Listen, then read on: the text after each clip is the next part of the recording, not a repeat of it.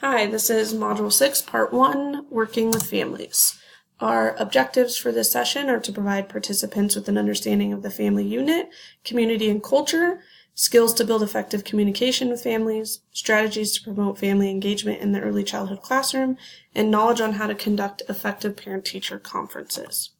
So one of the first things that we have to discuss when we talk about working with families is this understanding that we are in a diverse nation. We're diverse in terms of family configurations, ethnic groups, socioeconomic backgrounds, religion, sexual orientation, urban, and even urban and rural settings. And because of that, it's really important to understand both of these terms, culture and diversity.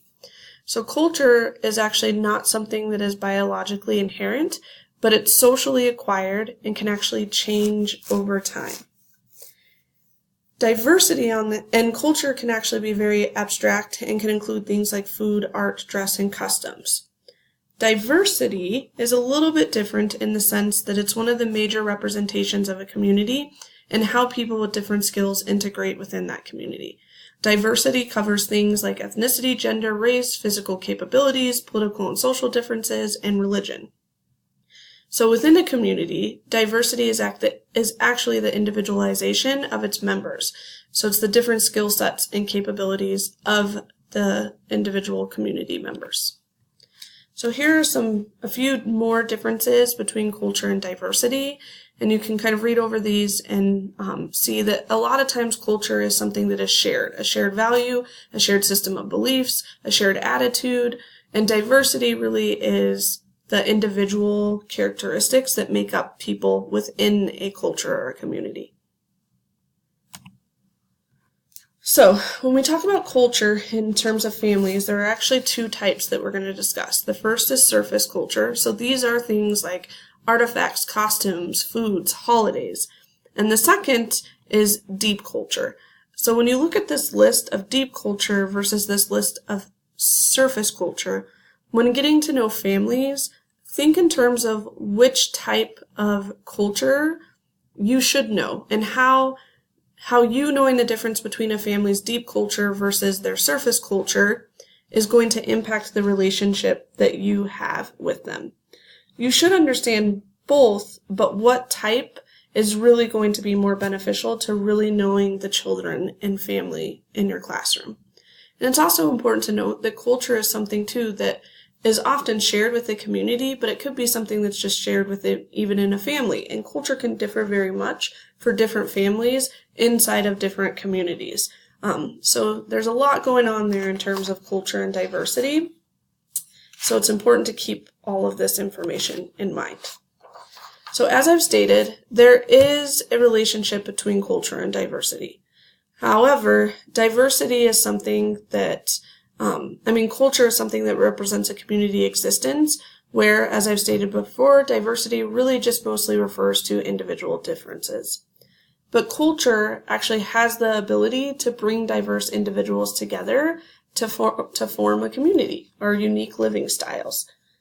So when we talk about culture and diversity, it's really important not only that you start to understand the culture and diversity of the families within your program and the children within your program, but that you also have a firm understanding of your own identity. So this is really the long, age-old question of who am I?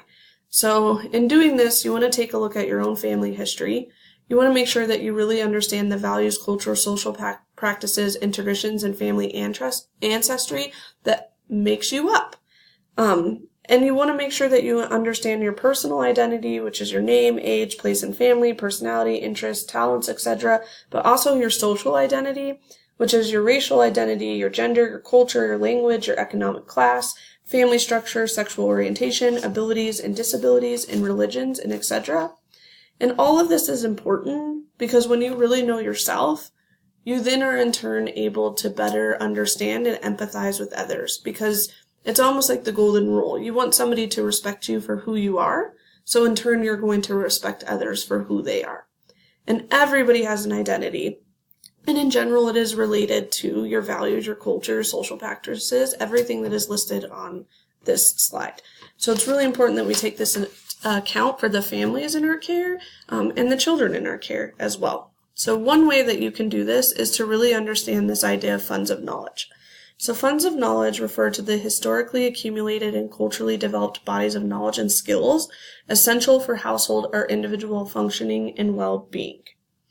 So really, when we're talking about funds of knowledge in early childhood, we're talking about the understanding or the teacher's understanding of how families and students, what it is that they bring from their households, because households contain rich cultural cognitive resources, and those resources can and should be used in the classroom to provide culturally responsive care and meaningful lessons. And really, this is information that teachers learn about children.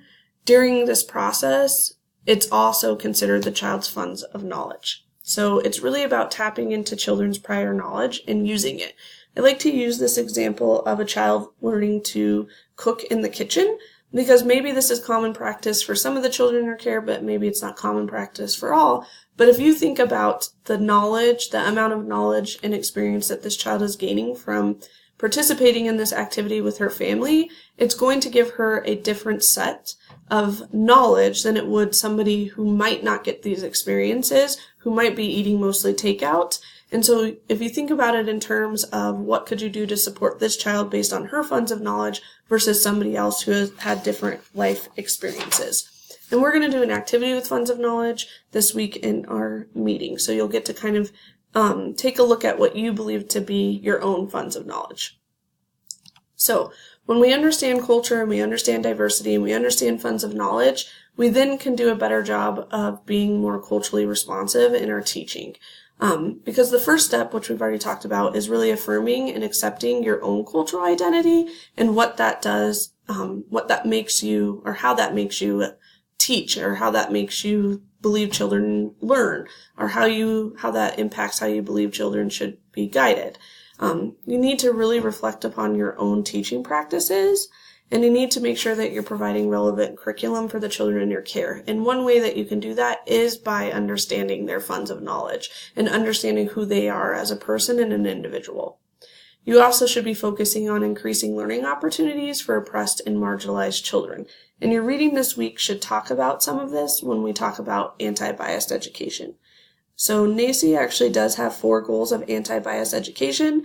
You're going to be reading about these goals, but I just want to point out that if you look at the top, the very first one is this idea of helping children demonstrate self-awareness, confidence, family pride, and positive social identities. So it goes back to really understanding who you are, and then in turn supporting young children to develop a positive social identity about their own racial identity, their own gender, their own sexual orientation, whatever it is. It really goes back to you supporting them to develop a positive social identity. And some ways that you can do that is by having a classroom that has materials that are culturally diverse. So there's easy ways to do this, and I think some of the easiest ways is through music. There's a way, CDs used to be the way of the world, but now there are so many ways that you can have music in your classroom through YouTube, things like Pandora, Spotify, where you're able to provide children with experiences with a variety of different types of music, genres, which is really important in terms of exposing them to culture and diversity.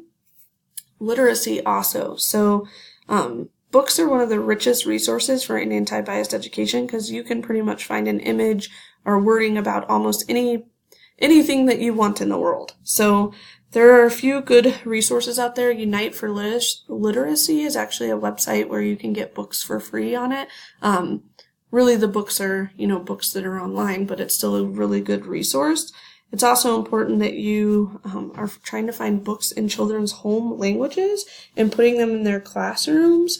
Make sure that books are personalized for families and children in your care.